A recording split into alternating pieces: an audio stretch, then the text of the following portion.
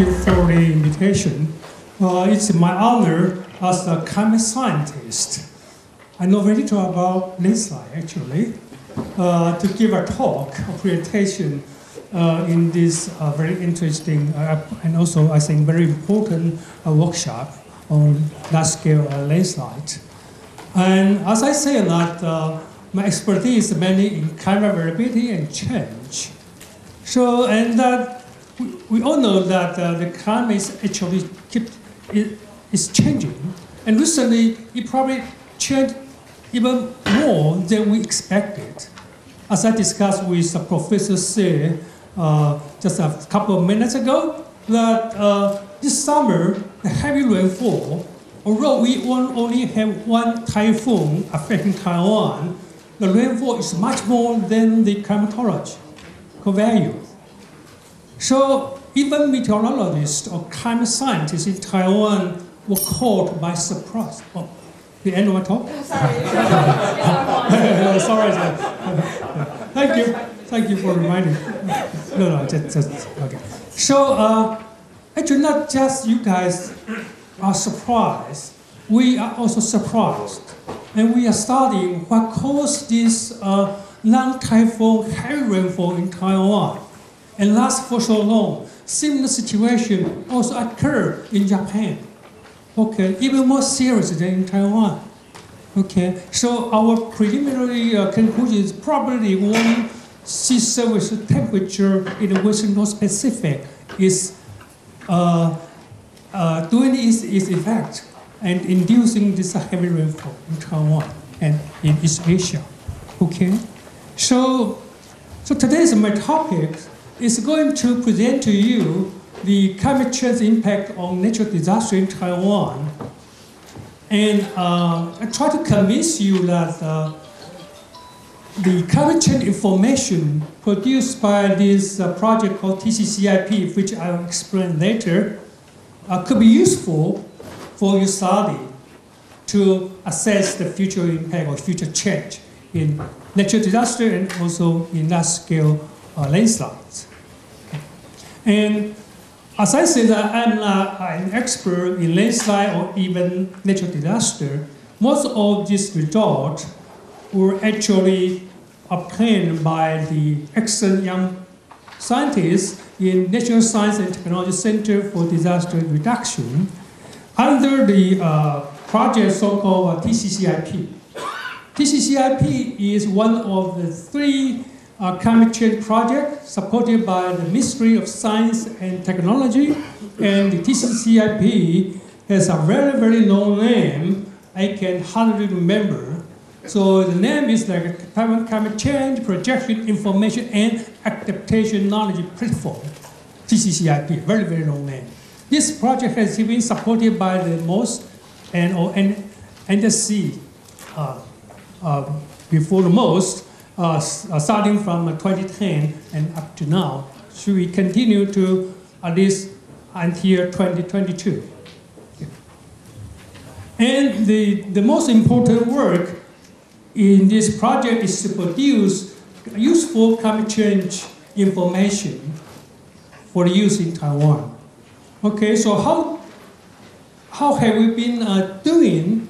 One example is we do a statistical downscaling. So to downscale the so-called simplified climate projection, that's in the spatial resolution like 200 kilometers, we downscale that to the Taiwan scale in 5 kilometers. Okay, so to provide the temperature, extreme rainfall, the dry days or dry spell, and temperature, that sort of thing. But the 200 kilometer spatial resolution cannot resolve tropical cycle or even the tropical convection or the deep convection affecting the Pingdong in the early summer. Okay, so we use another approach using very expensive so-called high resolution atmospheric GCM to do a long-term simulation for the current climate and also for future climate. So actually this one animation show here, you see this model, this is actually the model simulation. Can actually simulate the characteristic of the tropical cycle very similar to the observed. Okay, and we do the future projection by assuming the worst scenario, so-called RCP 8.5. That means the future warming at the end of the century will be 4 degrees C warmer than the present. Okay, and we use this kind of system temperature warming to drive this model.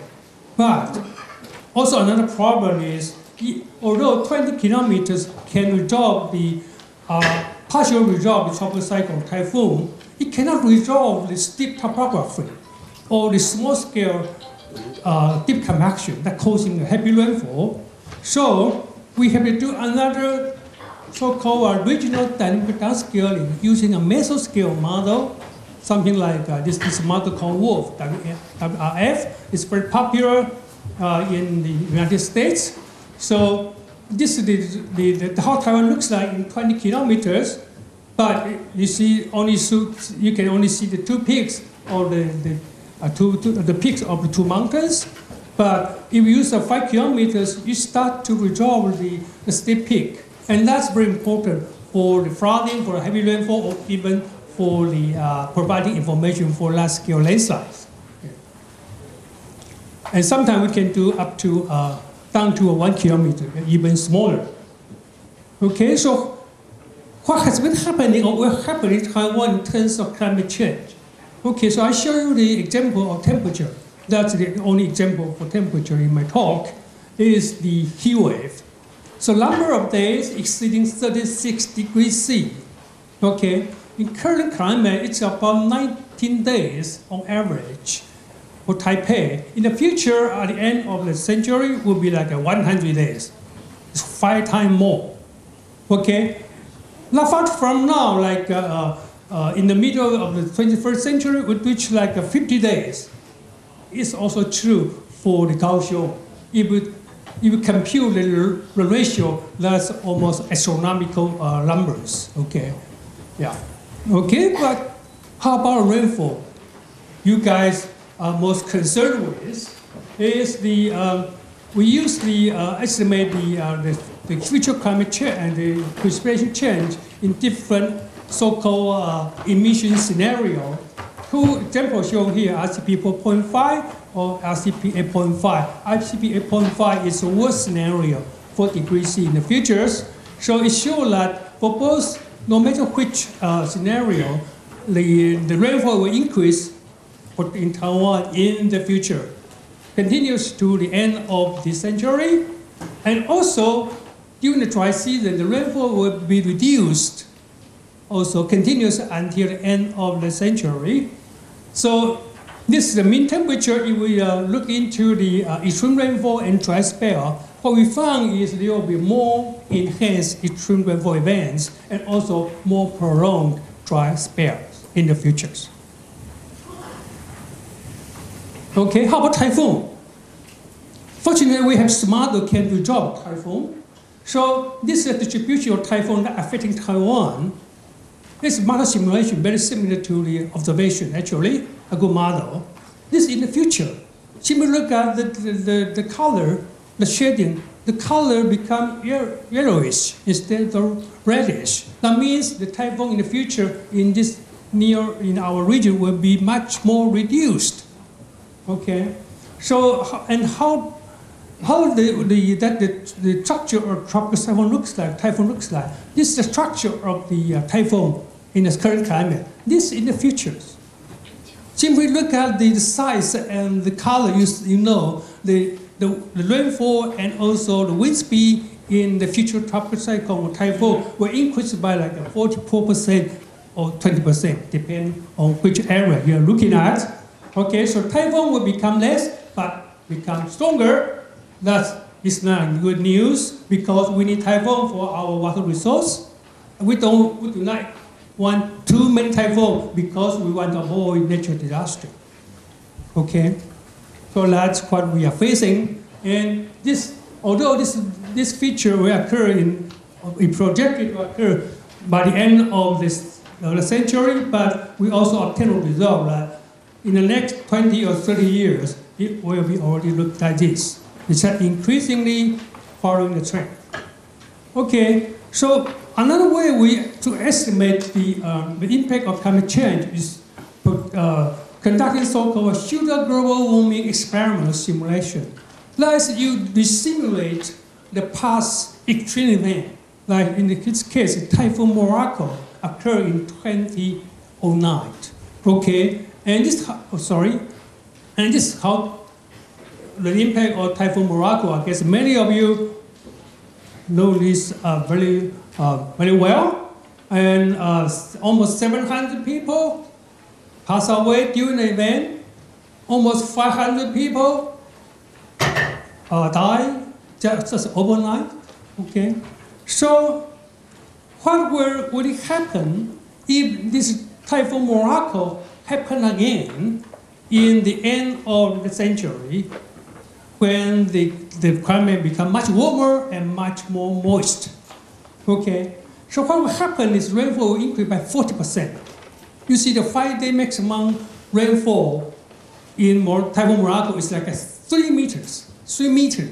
I'm not talking about millimeter, okay? 3,000 millimeters, 3 meters. In the future, it will be like 4.2 meters, according to simulation. Okay, and also the NCDR people calculate the volume of flooding water will increase from 1412 to 1574 million cubic meters. So that's a huge amount of increase. Okay, so it probably was a while to think using our information, the climate change information, to estimate or to assess what would the scale of landslide be if a similar event but with 40% more precipitation to occur in the warming future. Okay, that's a good, important thing to think about. And how about the flooding risk? Okay, I guess many of our local experts must be quite familiar with this set of figures presented several times already by NCDR people or DCCIP people. So in short, the flooding risk will increase in the future in the central, this is current, this is the end of century, in the central and southern Taiwan, mostly in the western part of Taiwan. And how about the slope disaster risk? Also increase tremendously in the next several decades. Okay.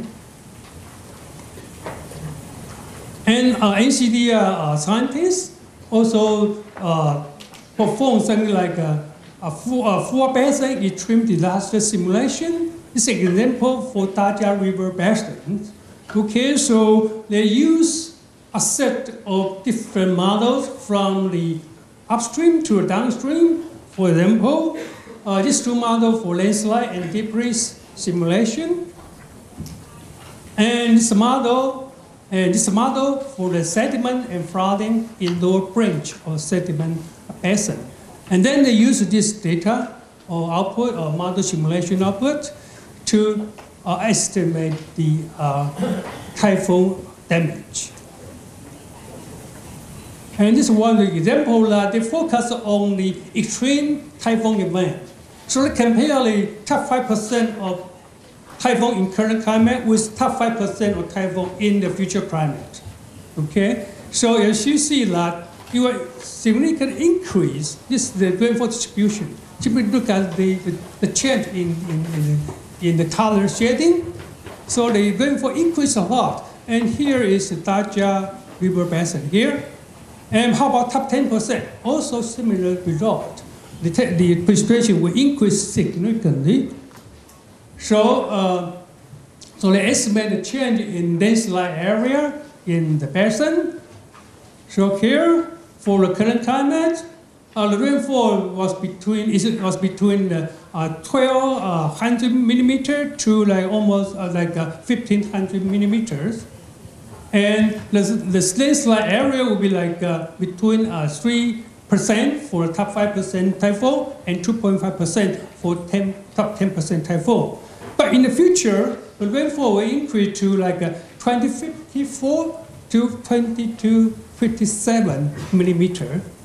And so the landslide area will increase to like for top 5% typhoon to like 4.1%, and top 10 typhoon increase to like 3.9%. This is the area in terms of total basins.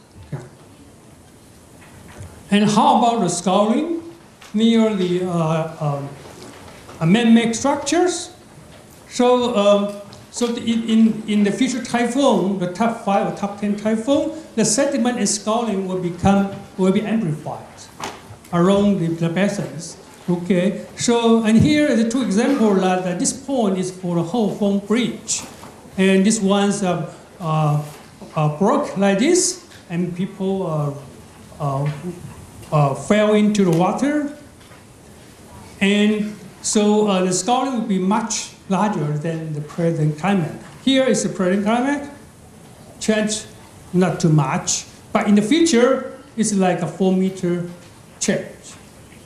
And also the Sigang Dam here will also change, will increase, will change by more than 4 meters. Okay. So this heavy rainfall does have a significant impact on landslide and also on the man-made structures, like downstream. And how about the flooding? The flooding area in the downstream branch, the downstream will increase by like 3.7% in the future. Okay, how about dirty reservoir storage? Okay, this is how dirty reservoir looks like. It's located here. So this is Daja River Basin and dirty reservoir here. So, so because of the past heavy rainfall caused by the several typhoon and heavy rainfall event, the reservoir storage actually decreased by about 10%, 20% already. Then the question is, what will happen in the future? We do not know. I assume there's no such estimation yet or projection yet. So this is not a real line for projection. No, it's just extrapolating curve. Okay, so how much would further drop be? That's something we need to understand. That's really a great concern for our water resources. Although this reservoir will not be still there by the end of the century, but what happened in the next 20 or 30 years? We need to do an estimation. And also they did a similar thing for Zhengwen River basins. And for example, here's a discharge simulation. It showed that the frequency of the event that exceeding the project discharge will increase in the future. Okay, especially it already will be increased in the near future, and will increase even more in the end of the century. And another flooding simulation in the basin, Zhengwen basin is in the downstream in the Tainan city. Okay, so this purple area is the flooding area by the top 1 typhoon in the future. And this, the yellow curve indicating the area flooded during the Typhoon Morocco. Okay, and so the area will be expanded much more. And unfortunately, this is the Tainan of Science Park. Okay, although the base has been raised by several meters, so it's not really flooded during the event. Okay, and they do something very interesting, just some kind of test to see the effect of the adaptation measures by assuming that it will increase embankment by 1 meters, plus set up a flood detention pool, I believe is around here, then how much the flooded area can be reduced. And so the area is probably slightly reduced. This is the top 1 typhoon event, and this is after the mitigation and adaptation measures. So simply look at the color. That means the area probably not much reduced, but the depth of the flooded water is reduced. So it's less severe. But of course, this may be very expensive. And how about the siltation risk assessment for the Zhengwen Reservoir? Okay, so currently the siltation rate is like 37% already. And in the future, by 2030, will increase to 53%, not counting the extreme rainfall event. If we take the extreme rainfall event into account, that will be increased to like almost 80%. This is the biggest reservoir in Taiwan. It's very important for the southern part of Taiwan. Okay, so I guess that's the main result I like to present today. But I'd like to discuss something that here we show that projected warming may have significant impact on weather and climate and natural disaster in Taiwan. Although this, you can say this is just some kind of preliminary result, because we have not done systematic research yet as a nationwide effort. And the example of possible impact assessment demonstrate here. There's no way I would say this is a result. No, this is just a demonstration to show how important this kind of work is and how useful the climate change information could be. Okay. In terms of adaptation, the future adaptation in response to climate change impact.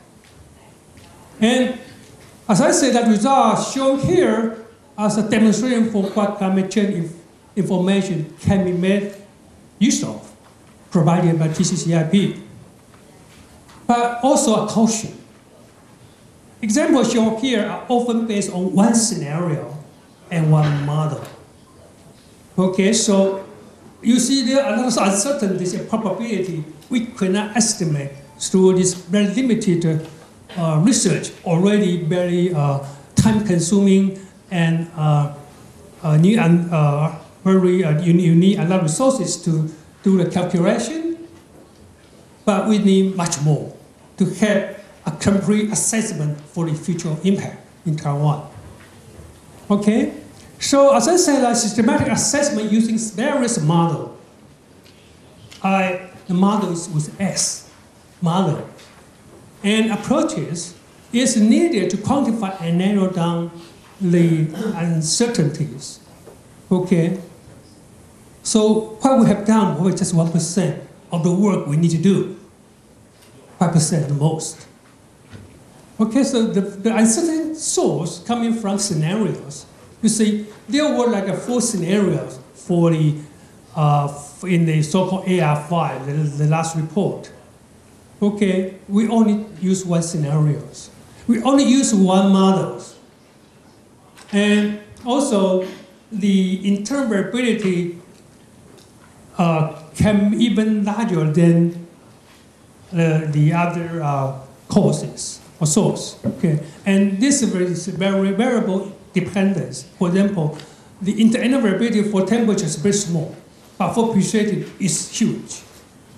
Now, I would say that uncertainty in climate model, I just say that the uncertainty in the precipitation and temperature last result from the climate models. But this uncertainty will propagate to impact assessment model or the flooding model or sediment simulation or whatever the model you use, and likely will amplify. Okay, I guess you all know that much well than I do. So that means multiple models and scenarios are needed for policy makers, for design our future path or our future effort. And future global warming simulation could be a shortcut to obtain the future impact. You know, it takes much less resources, computing resources, and much more power, and can be completed in much shorter time, and to estimate the future impact if the past disaster event, extreme disaster event, were to occur in the future.